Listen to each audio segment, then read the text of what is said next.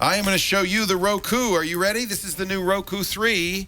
Just came out. I ordered it immediately, and it was delivered to me a few days after the order. $99 for the Roku 3, and I'll show you a couple of the differences in the new Roku 3. First of all, you can see as Burke slides it in, it's small. It has a simple back plane with only really three cables. It's got an HDMI cable. That's right, just HDMI. So you can only use this with an HDMI-capable television. An Ethernet jack, although Wi-Fi is built in. You have your choice of Ethernet or Wi-Fi. If you have the capability, Ethernet is infinitely better in terms of performance, I must say. And DC in. And that's it. It is a small little puck. In fact, when I took this out of my TV system this morning to bring it in, I accidentally took the Apple TV because they looked so much alike. In fact, the second part of the Roku, its remote control is almost as big as the puck. But the remote control is the biggest difference in the new Roku, because if you look at it carefully, you'll see on the side there is a headphone jack. The new Roku 3 has a feature that I think is a killer feature. Now, it comes with earbuds. I didn't use it with the purple Roku earbuds, even though they're color coordinated. I actually plugged in some very good, high-quality headphones into this, and I was thrilled to note there's no latency. The sound is excellent. I was getting great deep bass. I was getting a lot of a loud sound. It works exactly as you would hope for. This becomes all you need to have wireless audio on your television set. So if you're looking for a TV you can listen to in the bedroom while your spouse sleeps, I'm going to make sure my mom has this. She's a little hard of hearing, sometimes turns the TV up a little too loud for the rest of us. Now she can watch TV and turn it up as loud as she wants. The Roku remote has volume controls on it, which actually control the volume on the TV set as well as on the remote control. So that is a great convenience. Let's take a look at what's new. Oh, one more thing that's not new, but you might have noticed in the previous Roku, you got the A and B buttons on here. This is a gaming device with an accelerometer in it, and you can play Angry Birds and other games using this remote control of the A-B buttons and its positioning in space. I don't do it very much, and I have to say when I tried it with earlier Rokus, I found that they were sort of underpowered to play games.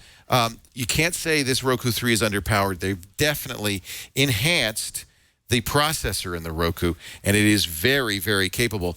Let's show you the new Roku interface. This is going to propagate, I think, to all the Roku devices soon. The one thing I don't like about it is that a lot of the real estate here is dedicated to an ad. So this is an ad for Hulu Plus, taking up about a third of the screen real estate. There's a Roku channel store. These are my channels. You can add. The channel store has a huge number of thousands of channels, all kinds of stuff you can watch, including some interesting apps. Plex is on here, for instance. So if you like Plex and you want to watch content, remember how excited Ayaz was to be able to use the WD-TV to play content from the rest of his network. Well, you can use Plex to do this. Unlike the WD-TV, this does have Amazon Instant Video. In fact, the only thing the Roku 3 doesn't have is iTunes. Here's the games section. You can see a lot of fun games on here. I don't know if if you want a gaming device, get an Xbox, get a PlayStation 3. I don't think the Roku is well suited to this, but I guess for some very casual gaming, this might be okay. I really like the Roku for playing back video, and it excels at this. The new Roku is faster than it's ever been. The HD TV is excellent.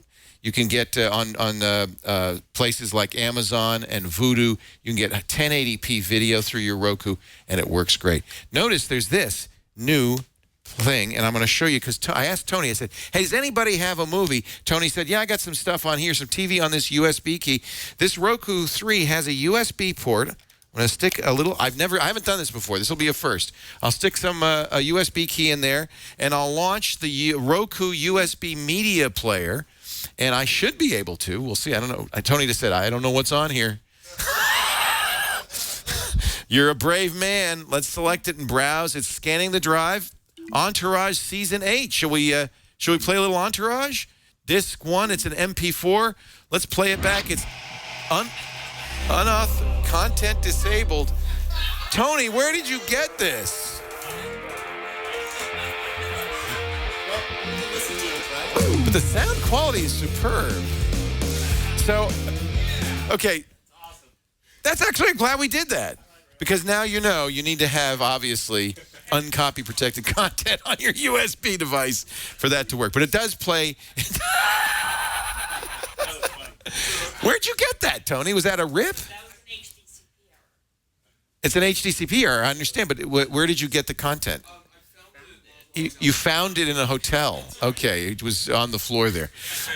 There's lots of stuff besides television stations you can subscribe to. Now, Time Warner has an app on here that lets you watch live television. I'm not a Time Warner subscriber, so I can't do it. And we just heard a rumor that ABC is making an app for iOS, but I wouldn't be surprised to see this on the Roku.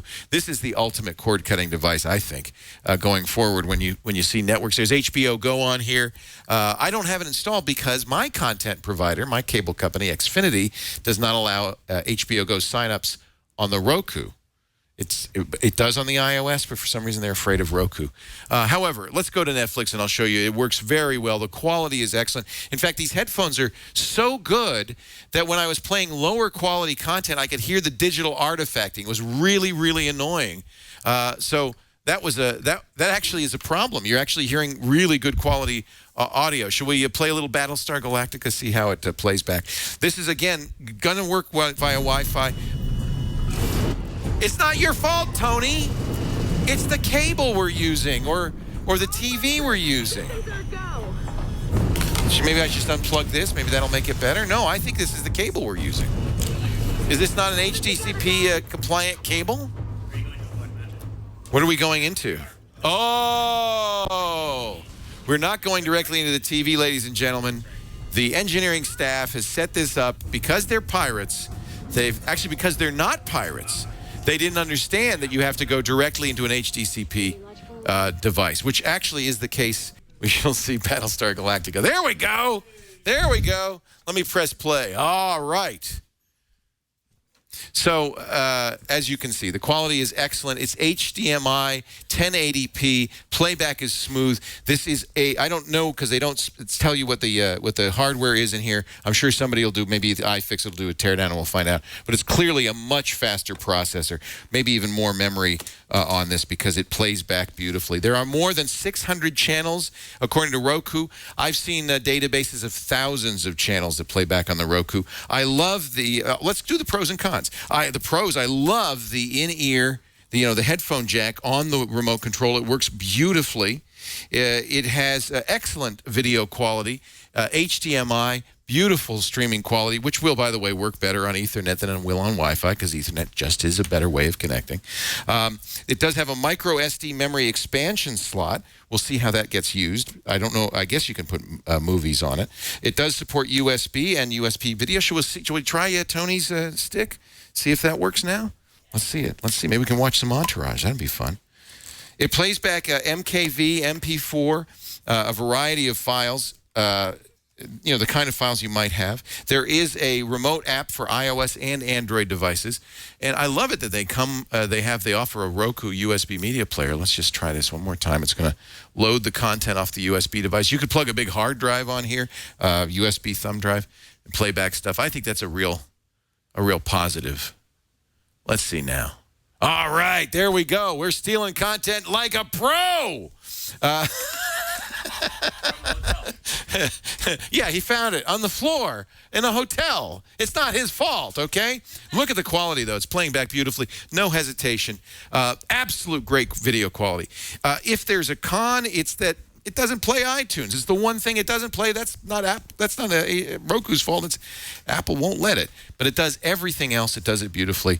Absolutely a buy. If you're a Roku fan, you'll recognize the value of the Roku 3. If you've never tried a Roku, it's, in my opinion, the best set-top box out there. And I love it that I can take my USB content, plug it into the Roku, and play it instantly just like that.